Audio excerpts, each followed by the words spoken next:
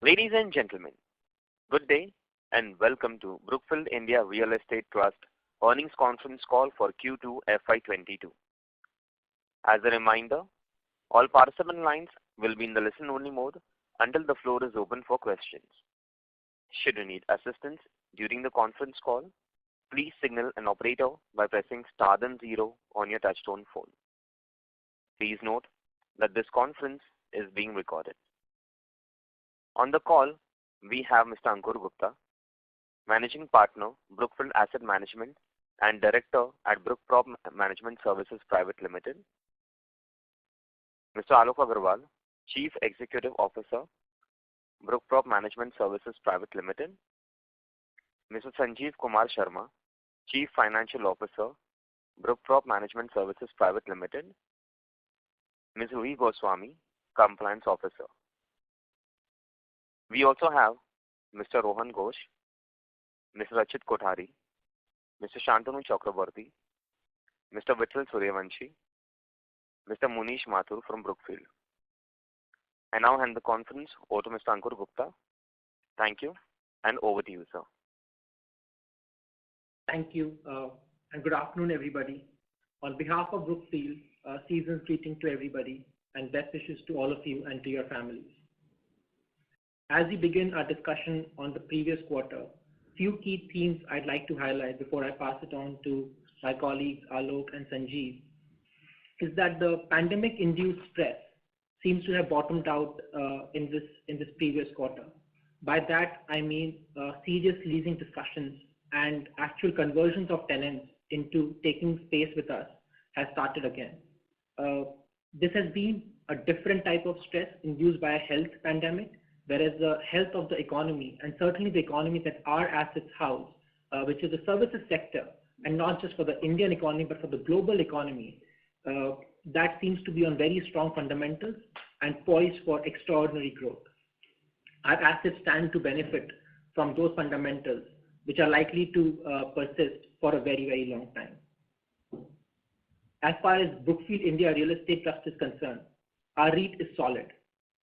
We have shown a moderate increase in rental, even when we think about our performance from the previous quarter of the previous from the same quarter of the previous financial year versus this quarter, where we were looking at almost 6 quarters of pandemic-related operating stress. When we listed our REIT, we touched upon the importance of a solid balance sheet and the fact that operating risk should be minimized in a yield and growth vehicle. That strategy has played out very well in our favor and makes our REIT poised for extraordinary growth in future. That growth will come from 2 sources. Inorganic growth. We have recently declared a 180 crore dividend for the quarter. We believe that inorganic growth potential of our REIT itself is that amount, which means that there is almost 25 to 30% growth in NOI that is expected on a same-store basis as our assets lease up to their full potential.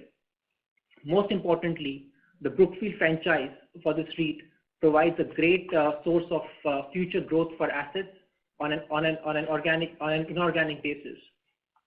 Brookfield's portfolio in the country stands at more than 33 million square feet outside of this REIT, and as such, that as those assets can be made available to the REIT, we've already identified an equal size portfolio as call option assets that the REIT will look to exercise in short order as those assets achieve stabilization. And then there are future great Class A assets in gateway markets in Mumbai, Bangalore, and other gateway cities in the country, which could be made available for the REIT should it choose to grow at an appropriate time. With that as a background, I'll hand it over to Alok to talk about the business highlights in the previous quarter. Thank you, Ankur. Good afternoon to everyone. Our portfolio continued to deliver a stable performance during the quarter as businesses recover from the impact of COVID-19 and office vacancies have bottomed out. The increasing vaccine rollout in the country has allowed companies to start planning their return to office. We continue to work with our occupiers in their transition back to office and have started seeing pick up of leasing inquiries over last couple of months. and they're increasing with every month going forward. A few key highlights from the last quarter are the same store occupancy at the end of quarter was 85%, including 47,000 square feet of new leasing during the quarter. While we saw tenant exits of approximately 350,000 towards the quarter end, they will be substantially offset by 165,000 square feet of LOIs, which were in the process of getting signed, and they were subsequently signed. Our rental collections remain robust at 99%, including an 8% escalation on 800,000 square feet of leased area. Fire approvals for Amenity Block 3 in Candor N1 are now in place, and tower is expected to be delivered by December 2021 with occupancy certificate. We continued our focus on ESG initiatives with an 8% year-on-year reduction in greenhouse gas emissions. We have also achieved the IGBC Platinum certification for Candor N1 and received the Excellence in Energy Management by CII for Candor G2. In N2, our growth pipeline asset in Noida is fast approaching stabilization and continues to see strong leasing traction. With nearly 1 lakh square feet of new leasing achieved in October 2021, the total new leasing in Candor N2 has been over more than 5 lakh square feet during the year so far. The state-of-art platinum-rated Tower 11 in the campus has achieved 80% of leasing within 6 months of completion. The leasing demand is driven by leading global MNCs looking to relocate and expand in Grade A asset. With advancement of vaccination programs, physical occupancies across the world are starting to ramp up to pre-COVID levels. India is also expected to follow this trend as infections rate remain under control. With multiple vaccination drives in the last quarter, technology companies in India are now close to fully vaccinating their employees. This has resulted in back to office plans being laid down by many occupiers. We expect physical occupancies in campuses to gradually ramp up over the next 2 quarters, driving leasing demand. The demand supply scenario in the REIT micro markets remain very favorable with limited future supply. Our micro markets represent 12% of office stock today, but only 4% of next 2-year supply. With occupiers having a strong preference for well-managed Grade A institutional developments, the campus-style developments, we remain best placed to capture the post-pandemic demand for office space. Now I would like to invite our CFO, Sanjeev, to provide the financial update. Thank you so much. Thanks, Alok. Good afternoon, everyone. Our portfolio continued to demonstrate robust cash flow generation and financial resilience during the quarter. We achieved a net distributable cash flow of 195 crore rupees, that is 6.43 rupees per unit for the quarter. With this, the total NDCF till 30th September 2021 is 389 crore rupees, means 12.85 rupees per unit, which is in line with the guidance provided at the beginning of the year. As per our strategy of maintaining predictable distributions, the board has decided to distribute 6 rupees per unit for the quarter, resulting in a total distribution of 12 rupees per unit for the year till date. Further, considering the present occupancy level and renewal forecast, we are confident to end the year with NDCF of at least 22 rupees a unit. The impact of the K1 CCD conversion is now starting to fully reflect in the tax-free component of distribution. Of 6 rupees per unit of distribution for the quarter, 35% is tax-free in the hands of our unit holders. We believe this enhanced efficiency will increase the attractiveness of our stocks to a wider variety of investors. The operating lease rentals for the quarter was at 156 crore rupees, which remained in line with the run rate for the corresponding quarter last year.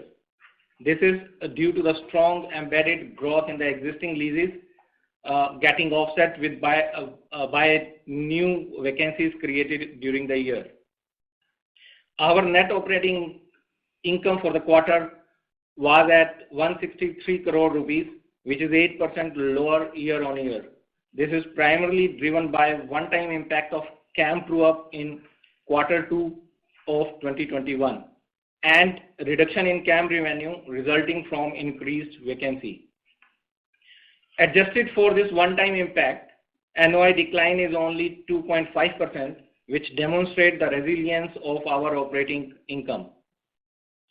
Our collections continue to remain robust at 99%, and we have been able to get average escalation of 8% on 8 lakh square feet of area during this quarter as per contractual lease terms. During last 6 months, our net asset value has increased by 2% and now stands at 324 rupees per unit based on a gross asset value of 11,660 crore rupees. We continue to maintain a simple capital structure with low leverage and ample liquidity. With a gross debt of 2,185 crore rupees, we have a low LTV ratio of 18.7%. This provides us sufficient headroom to upsize debt in the future for accretive inorganic growth opportunities. With that, I would hand over back to the moderator. Thanks a lot. Thank you very much. We will now begin the question and answer session. Anyone who wishes to ask a question may press star and 1 on their touchtone telephone. If you wish to remove yourself from the question queue, you may press star and 2. Participants are requested to use handsets while asking a question. Ladies and gentlemen, we will wait for a moment while the question queue assembles.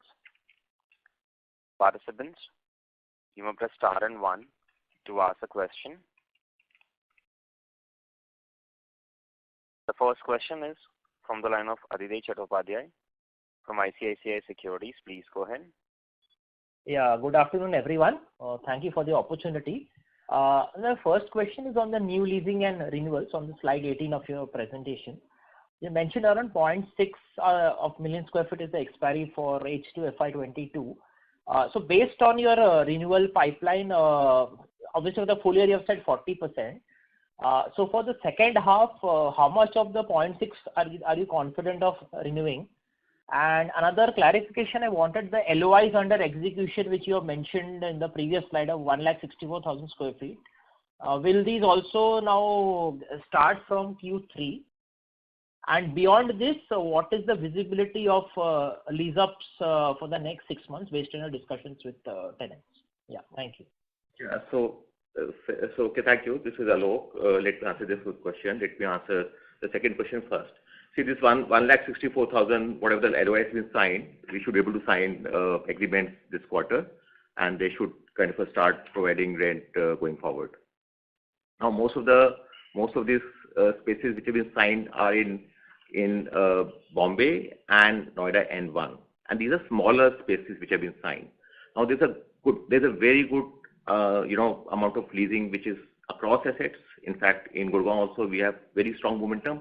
The leases in this session are a bit larger, so they are taking slightly more time, and there could be good news very, very soon actually. So what's happening is now everybody knows that tenants have to back to offices, and while existing tenants are taking some time to ramp up, maybe 2-3 quarters, but tenants who need new space, because hiring has been tremendous and phenomenal. So tenants who need new space, they have to close it now. I mean, if they delay it further, they probably will have to compromise on the available space. They will not get a grade A space maybe 2 to 3 quarters down the line. So we are seeing very good, strong demand across markets, and they should start converting to LOIs and leases very, very soon. So this is on new leasing. If there's anything more, I can answer that. On existing, we already have always maintained that about 40% of the renewals is something we expect to close. So balance whatever expiries are, about 50-55% we should be able to kind of renew, and I think around 40% is something what we are looking at on a yearly basis for this year. And Adhidev, I'll just add that if you look at the potential income of our assets, you can almost add another quarter of income that is likely to come in once the assets achieve their historical occupancy levels of the 95 to 99% levels that we've seen traditionally in our assets. And that's the organic upside that I was referring to in my opening remarks, which is a matter of time, given the leasing traction that we are seeing in the market that Alok mentioned. And that's something which is an important point that we want to emphasize. Sure. So to broadly understand, on the same store basis, the occupancy which is not 85%, do we expect this to touch closer to 90% by, let's say, by March of this year? Is it something you think is fairly achievable considering the pipeline? Is there? So, I would say let's not get into what's the projections. We are very confident. We are very, very kind of excited with the prospects. Let's not give a number. I think that's something, let's see how it evolves. A quarter here and there, we never know. But I can only say that next year would be, I'm very confident would be phenomenal. Okay. Okay, fine. The strategy, we don't manage for occupancy. We manage for total return. So, that is something which we have to keep in mind, that while the momentum is strong, it's a time for us to capitalize on that momentum rather than manage for occupancy, which may look good on a piece of paper over a quarter, but may not be the most value accretive transaction to do. And hence, Alok's point is very simple, which is let's not look at March as a number. Tenants don't make decisions based on financial quarters. They make decisions based on actual demand, which is very strong. Okay, fine. No, I think that's pretty helpful. Yeah, obviously, and wish you all the best. And let's hope things are on an upward trajectory going ahead. Yeah, thank you. I'll come back in the queue if I have more questions. Thank you. Thank you. Participants, you may press star and 1 to ask the question. The next question is from the line of Kunal from Bank of America. Please go ahead. A couple of questions from my side. The first one is on your vacancy rate. It kind of moved up this quarter in the market, having a flattish trend.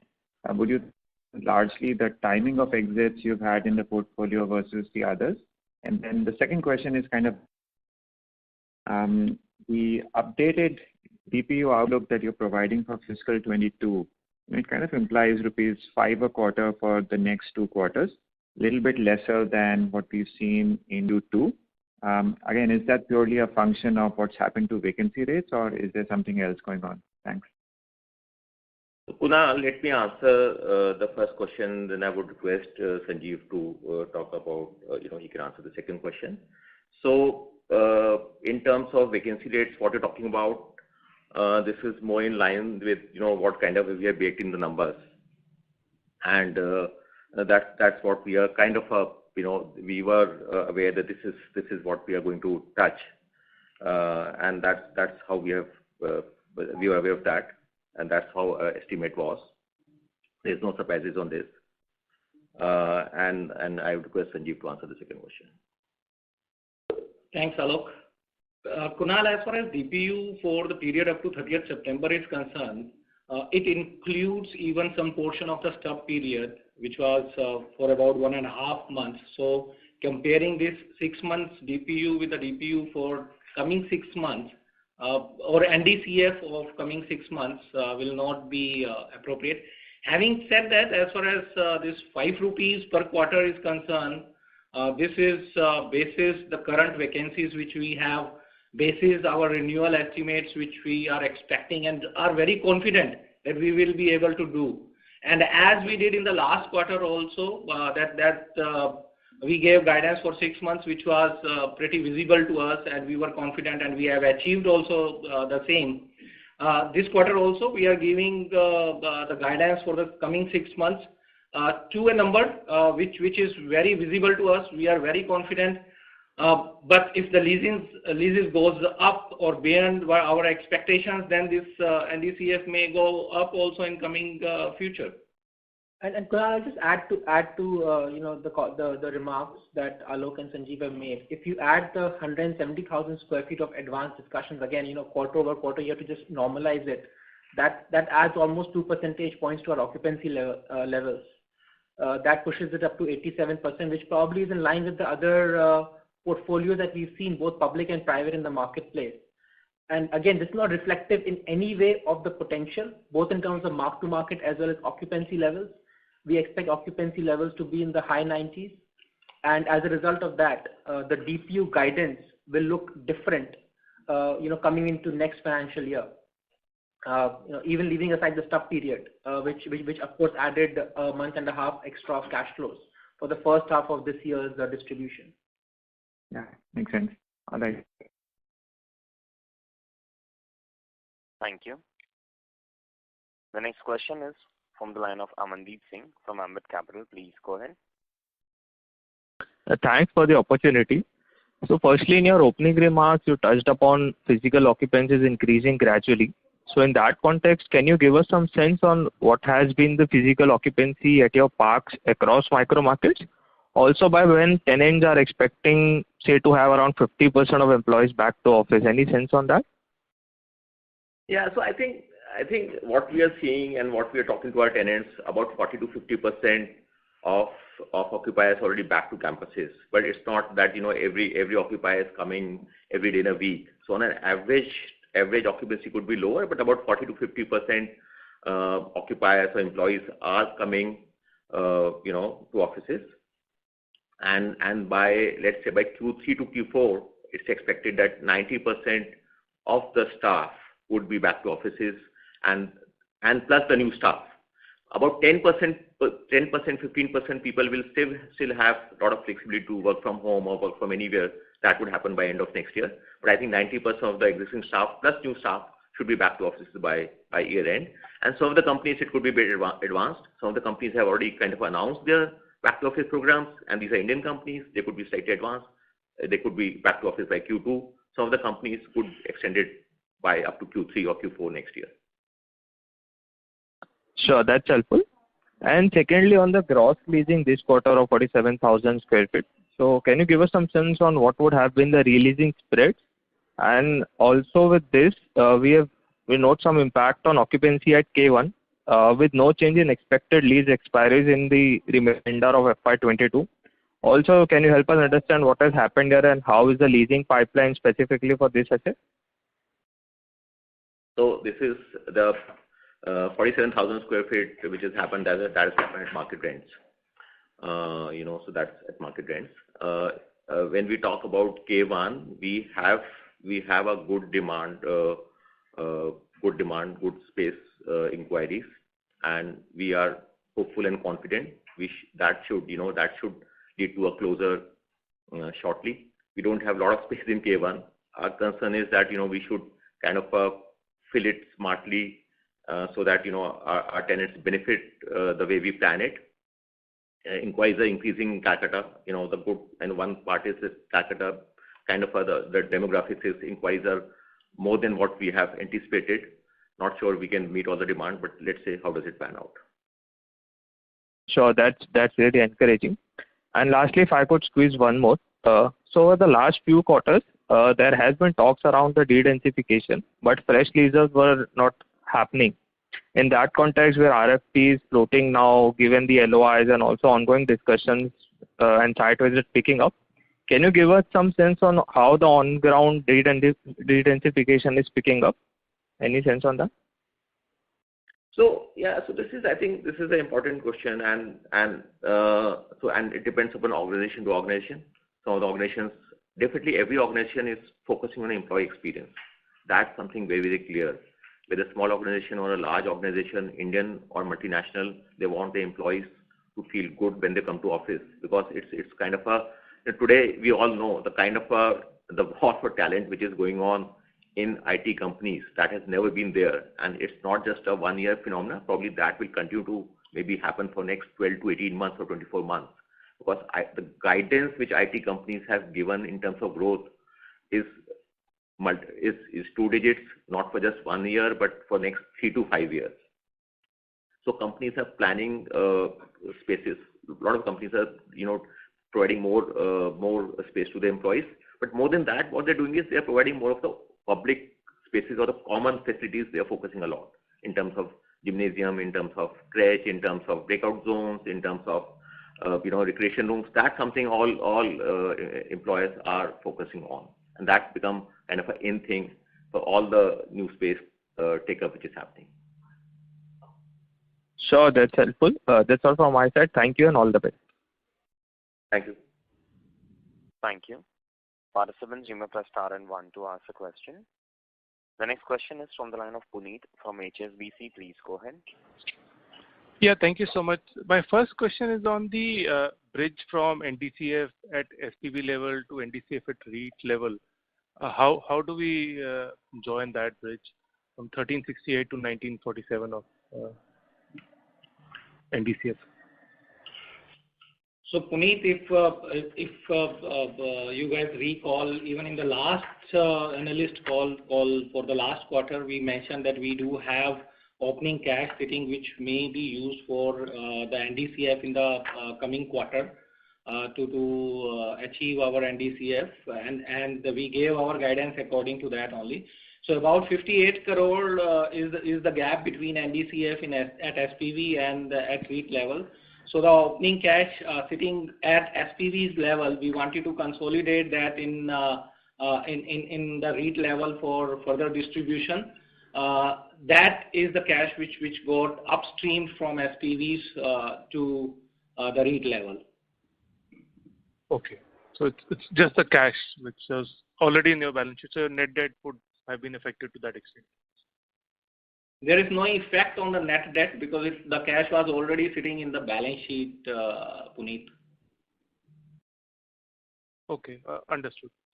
My second is that debt would have been affected. The gross debt there would have not been any change. Yeah, right. Okay.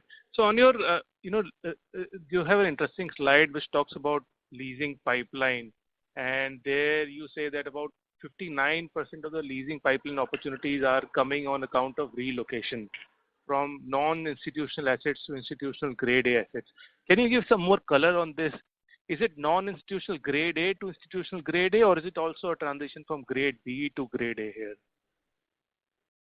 See, actually, if you really see, I mean, this is not something which is just for this year. This phenomena has been going on since we took the assets. We have seen number of kind of consolidations which have happened. Largely, I would say they were largely from grade B non-institutional. Also, it could be a grade A institutional, but a non-campus. People prefer to be in campus because they have public spaces, they have open spaces, they have, they can walk around the campuses, and more than anything, they have a sense of safety and security. And above all, they can expand when they want to. Otherwise, if in a single building, how do you expand? I mean, then you have to probably open a new office in a building which could be a kilometer down the line. So people prefer to be in a campus where they can have, even if they're different buildings, that is in the same campus. So that's what it is. And, we have examples, we have mentioned in the past how companies, whether it's Noida or Gurgaon or Bombay, companies have relocated to our campuses for various reasons. And that's what this slide is reflecting. And please, can I just add to it? It's actually feeding into the previous discussion about de-densification, etc. So when you have amenitized campuses which have large spaces to walk, gym, creche, massive amounts of amount of retail spaces, food halls, etc., that contributes to the experience while keeping occupancy costs lower for employees, which is how we define grade A assets. In my little career in real estate, I've never seen anybody call his asset B-grade asset. Now, so everybody thinks of their assets as class A assets only. And we are not here to judge anybody, but this is our own classification. And another point that I would like to make is relocation, expansion, and consolidation. All three are the way we classify the requirements, but many times the requirement for coming from expansion or consolidation that has not been met, has been bottled down, leads to relocation. Okay. Which is what the phenomena we are going to see a lot coming into the next year, where people have grown, but because of whatever was happening during the health-induced pandemic, the decision to relocate had not been taken. Whether you call it relocation or change in the way people need to take care of their employees or pure expansion is up for a theoretical debate. But the fact remains that organizations need very high quality campuses and need more real estate to be able to operate their organizations efficiently, as well as take care of attrition and employee morale, etc. Great. So just a little more color on this relocation. So is there a rental element to this relocation? Are they trying to, get into more efficient rental areas, low rent, or are they moving up the curve in terms of higher rental campuses? And second, does it also have to do with, to some extent, deconsolidation of their office spaces into smaller office hubs closer to employee homes? If you can give color on those two counts as well. So let me answer that. So I think rental element is, I would say, always there. It's not necessary maybe that, they are going to pay a lower rental. They could be paying a higher rental also. But what happens is, if you have in last 5 years or if last 8 years, you have grown incrementally, you are present in different buildings or different locations. And just imagine the kind of a cost, admin cost, the management cost of 4 different offices in a location. And then if you can come to one campus, you can one building, even if you're paying maybe 10-15% higher, but just see the efficiency in terms of IT cost, efficiency in terms of admin cost, efficiency in terms of logistic cost. So that drives the saving. And but wouldn't you classify it under as consolidation? Yeah, that's kind of a consolidation. And consolidation, it could be pure consolidation, it could be consolidation plus growth. It can be also a desire to move to a better campus. So in our N2, why people came, they just liked the campus, they saw the building, they said, we want to be here, nothing else. The building was so great, they said, we want to be here, nothing else. Paying a high rental. And we're getting higher rentals than any building in the market. They were in a single building, they were there for 10 years. They could have continued, but they said, this is an opportunity, we must take it. Otherwise, we'll probably continue the same building for next 10 years.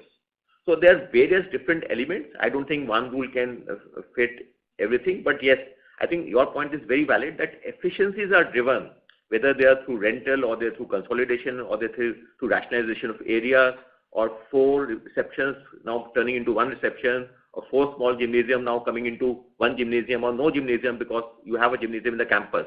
So efficiencies are always there. That's a very valid point you're making. But I would also say that you mentioned about deconsolidation, which is what people talked about a lot when the pandemic, started, hub and spoke models and so on and so forth. And I would like to say that just like people were talking about 85% or 75% of people never coming to office again, those were, I would say in many cases, irrational statements made without any surveys, without any scientific derivation of requirement for office spaces. And we've seen how people have turned back the clock. And nobody's talking about some of those numbers out of thin air anymore. In fact, secular trend towards coming back to office and planning for that coming back to office. Similarly, deconsolidation just for sake of it is not practical for most organizations. In fact, the secular trend has been towards consolidation of spaces because that's much more efficient. So again, jury is out there, but at least we are not seeing deconsolidation happening in any big way. Contrary, we are actually seeing great examples of consolidation happening in our campuses. Right. And Ankur, you made a very interesting comment. You said you don't manage for occupancy, you manage for total return. Should one read that statement in a way that you're okay keeping some space vacant because currently you're getting lower rentals, and as things improve, you'll get better rentals and then you'll reach out? It's analytics, right? If we lease a space permanently at below market rentals or below what our assets should command, then that's a value loss for possibly 15 years, Puneet, right? Yeah. Now, why do we always emphasize, or why have we always emphasized that we are going to keep a solid balance sheet? Because that allows us to keep our distributions, that allows us to keep a solid core, and allows us the flexibility to say no to business that is permanently impairing value. At the same time, we are a services-driven organization. We are an organization that cares about our tenants and their requirements. And hence, it's a total return game for us. It's not about managing for a quarter or two, because that could create permanent damage to valuation of our assets and hence shareholder returns over a long period of time. Right. I would just add something here. Yes, numbers are important and they are always important, but sometimes you have to think strategically. Sometimes some tenants are large, they're important tenants. and if they have indicated to us that they need some space, maybe in 12 months, we have to keep some space for them. We can't, put them in a situation that, there's no space and they have to go out and hunt the space. So we have to, that's very, very important criteria for us to ensure that, large tenants, if they need a space, the space is available to them. So we plan that, we keep, last bit of space has to be, I hope you understand what I'm trying to say. I get it. So these are hard options or soft options? No, you see, these are, some of our tenants are with us in 5 out of 4 campuses. If he says, I need 50,000 square feet in 6 months, whether it's a hard option or soft, it doesn't matter. He has talked to us, we have conveyed, they will take the space. These are deep, very, very deep relationships, Yeah. So you'll take the space in 12 months. You want to sign a paper? No, not like that. And Puneet, we are a numbers-driven company. 2% vacancy for a campus like G2 it's 2 lakh square feet of, or it's a massive amount of area we're talking about. So those kind of swing spaces always exist. Our campuses will run in the high 90s. We never said they run at 100%. Whereas physically, if you see, a campus like G2 was actually running at 100% for many years. And that's a phenomena that we expect to happen given the infrastructure nature of our assets. Right. Understood. This is helpful. Thank you so much. Thank you. The next question is from the line of Venkat Samala from Tata Asset Management. Please go ahead. Hi, thanks a lot for the opportunity. My first question is, I think Sanjeev ji partly alluded to that when he spoke about the difference between the NDCF at both the REIT and SPV level, and also because of the spillover from the 1.5 months which was continuing in the last 6 months. So of that total spillover, what would be the cash which will be left over? So Venkat, if you just see the balance sheet, as of now, we do have cash sitting in our balance sheet, and out of that, 180 crores need to be distributed. So rest is, as of now, we have kept for the working capital, which we foresee as of now is required for the working capital. Because you can't run a company without having working capital cash available in the balance sheet. Right. So X of the working capital cash needs, all the cash is being paid out, right? With this 180 odd crores distribution.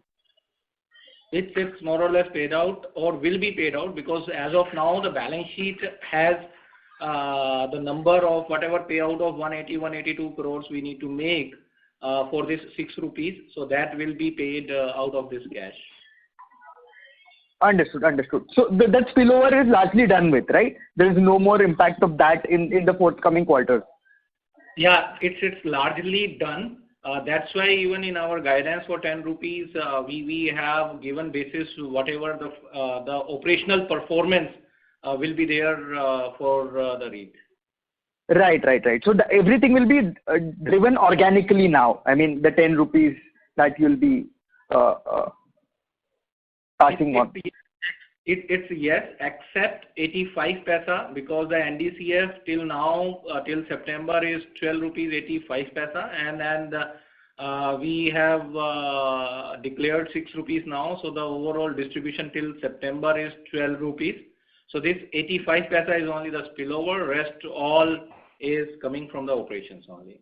Okay. So 25 odd crores cash is still left. But that's the running balance. That's the running balance sitting in the REIT balance sheet. Okay. Understood. Right. And the guidance of 22 rupees that you've given, you've written NDCF / distribution. So I'm just trying to understand which of the two should we be considering, because till now the payout ratio is at 93%, right? So Venkat, till now, what we were doing, and in future also what we will continue to do is we want to make our distributions predictable. That's why out of 12.85 paisa we distributed 12, and we want more predictable distributions in coming future, which will be 10 rupees, and we are saying that whatever around 10 rupees will be there from the NDCF will get distributed by the year end. So we don't want to carry forward undistributed NDCF out of this 10 rupees by the year end. Understood. Right. So both will converge, basically. Yes. Yeah. Okay. Sure. And with respect to the traction that you're seeing in the leasing, if you could quantify in terms of site visits, how the site visits would fare compared to, say, pre-COVID levels? Would it be reaching those levels? Yeah. There was a time 6 months back when we also kind of did, I would say, digital site visits, or we kind of took people around. They were sitting in Singapore or USA. But now today, every site visit happening. People, those who want to take fast decisions, they are for large leases. They are visiting every week. They have to close it. Their site visits are happening very much physically. Right. So is it some distance? I mean, whatever interest that you had at pre-COVID levels, or it is largely reaching there? Sorry, can you repeat? In terms of site visits, you're saying? Yeah. Yeah. Site visits are in a sense, somebody has to sign a lease. It's not that there's a COVID and the senior person is not visiting or he is taking time to visit. They have to sign a lease. They have to visit the site. Who are people who have to take a decision, who are part of decision-making group. They are visiting sites, on a as soon as required. Even from globally, people are traveling. Right. Okay. And about that 1.3 million square feet that you mentioned is under different rounds of discussion. If you could give some color with respect to the sectors and the micro markets where you are seeing the greater interest? No, so sectors, it's all driven by tech, all led by tech. It could be part of consulting or part of BFSI, but it's all kindly large. I would put all in one basket, which is tech. And when you talk about markets, it's across sectors. As I have said, Noida and Bombay, we have already signed something. Gurgaon, requirements are a bit larger. They're taking more time because they're a bit larger. A larger space always take more time because it's more people get involved. But I would say across geographies, but in 1.3 million, I would say Gurgaon has a bit of a higher percentage. Okay. Sure. And will it be possible to sort of understand which quarter could be that inflection point where we could start seeing a higher fresh lease-ups? Would it be this quarter, next quarter, or possibly FY23 itself? Maybe I'll take it and I'll repeat myself. When we are talking about, when all of us are driven by capital markets and we talk about quarters, but an organization does not look at March 31st as a cutoff date to take up space. So there's a slightly difficult question to answer, but I'll still make another try at it. What we are seeing today will reflect into positive leasing very shortly. That takes Q1 of this calendar, of this financial year, of next financial year or next calendar year. I wish we had a looking glass and we could sort of look into it and say it. We wouldn't be sitting here giving this commentary if the tremendous momentum that we are seeing wasn't real and wasn't actually converting.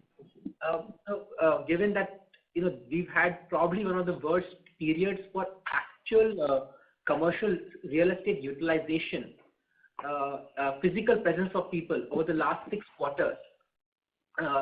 Even in the opening remarks, we said that the bottoming out has certainly happened. Right. So in terms of intent, it is not. There is no question about it. It's just a timing issue. That is what you're getting at, right?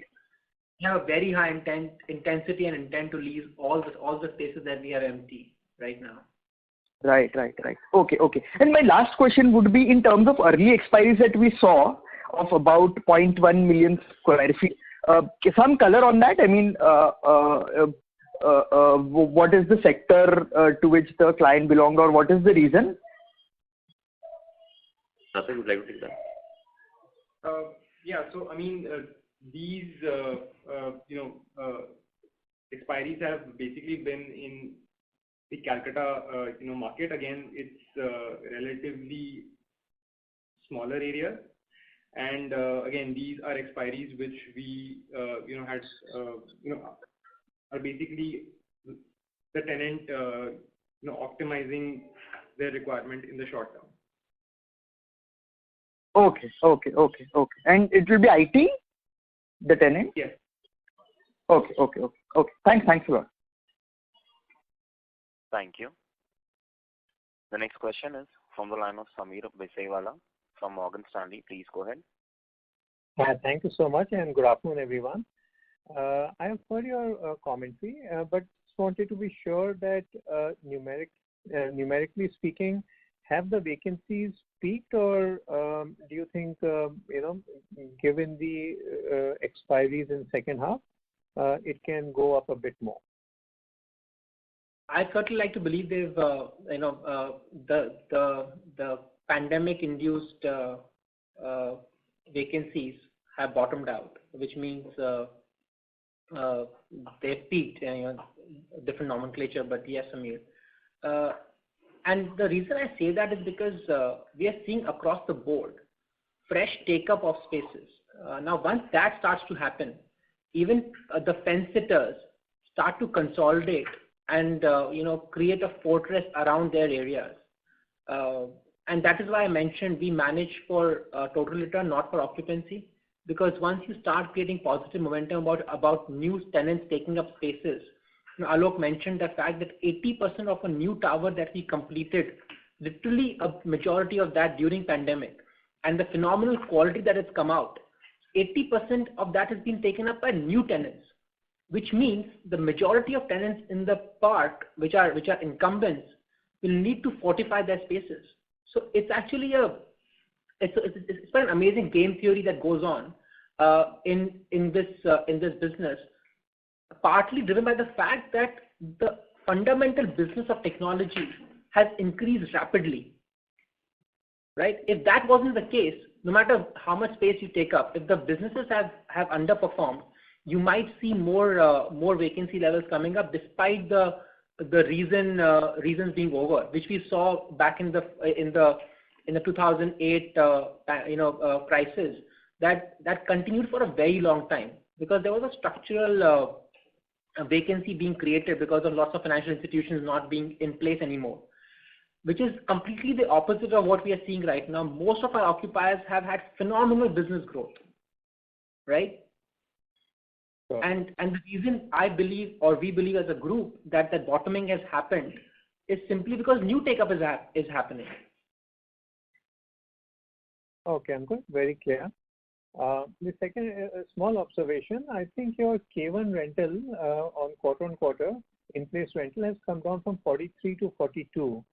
Anything to say over here? Yeah. So basically, with one of the occupiers in K1, we have negotiated an extension of the lock-in on that lease. It's a relatively large lease of 2 lakh square feet. As a part of that extension, we've kind of lowered their rent by a couple of rupees. Okay, got it. And in your conversations now, when you're signing new leases, is there any material change to the contract now versus pre-COVID in any sense? And specifically, does the rent-free period remains broadly on an average at 3 months, or is this undergoing a change? So, Samir, in terms of contract, I would say leave apart commercials, which vary from lease to lease, tenant to tenant, asset to asset, how much, how large the tenant is, and so that's a different contract remains same actually. And to answer the question on rent free, see that's bit of a function. If there's a tenant is larger, we probably end up providing a bit of a larger rent free because they have to do fit outs, and a 2 lakh square feet fit out could take not 3 months, it could take 4 months. But a smaller tenant could be 2.5 months, 3 months. So sorry, you said the average is 2.5 to 3 months? I'm not saying average. I'm saying, I'm not talking about an average number here. I'm saying smaller tenants have a smaller rent-free and larger tenants have a bit of a larger rent-free because they need more time to do their fit-outs. Okay. Okay, got it. Lease tenure, if the tenure is 15 years, for example, full lock-in, then the rent-free could be different than a 3-year lock-in lease. Okay. No, fair enough, Ankur. I understand these levers. It's just that I'm thinking in my head that, how do you realize this 25% organic growth potential? For our industry, quarter is an important time frame. So if you were to say start leasing up in sometime in first half of next calendar, and then we add the rent-free period just to, and so when does actually the DPU spike up? And that's the reason why I'm asking about this rent-free period. It's a completely fair question, and I would say that given the momentum that we are seeing, the DPU accretion should start happening first part of next financial year. Okay, great. And one final question, with your permission, is how do we think about the call option asset, ROFO asset acquisition? Two parts to it. A, in terms of timelines, now that things are all coming back to life. And second is, yours REIT is probably one of the more attractive gross yields at whatever 7.5-8%. So do you think with such large acquisitions you'll be able to make it yield accretive? So just a thought on these 2 points. Absolutely. Thought behind any acquisition should be that the shareholders should see value in those on an accretive basis, both in terms of net asset value accretion as well as DPU accretion. Samir. Oh, that's very helpful, Ankur. And timelines, if you have any in mind. I think it's given the progress that we made in our identified assets. I think some of these conversations are imminent. Got it. Thank you so much.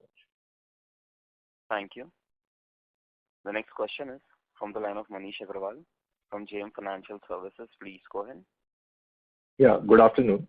So my first question would be pertaining to the ongoing discussion slide which you have given. So last quarter it was 0.5 million square feet. This quarter it is 1.3 million square feet. Just a clarification, these are spread across a number of leases or are these chunky in nature?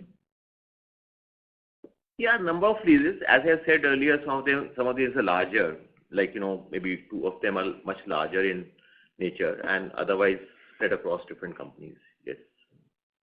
Okay. You should add. Sure.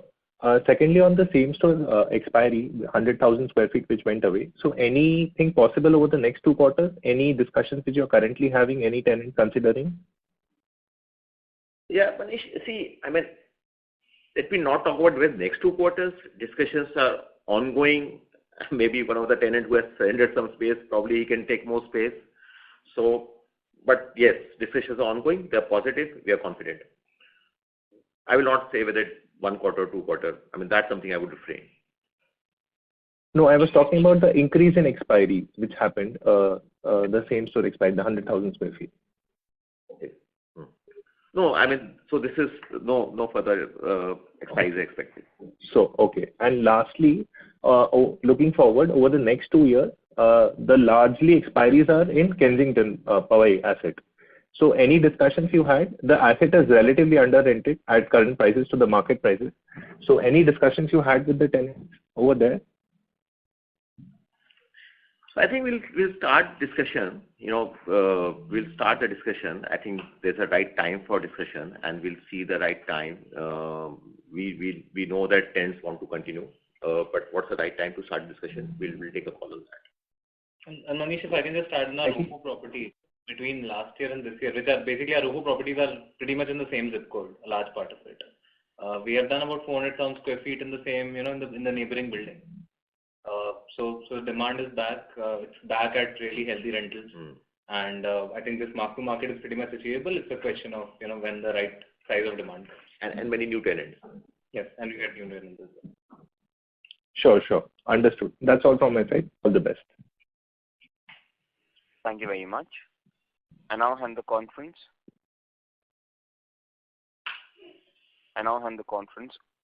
over to Mr. Ankur Gupta for closing comments. Great. Thank you everybody for your participation.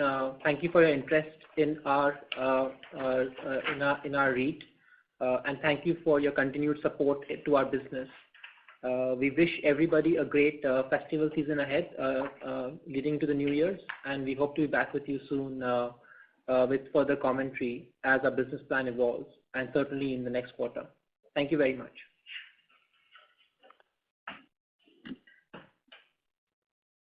Thank you very much. On behalf of Brookfield India Real Estate Trust, that concludes this conference. Thank you for joining us. You may now disconnect your lines. Thank you.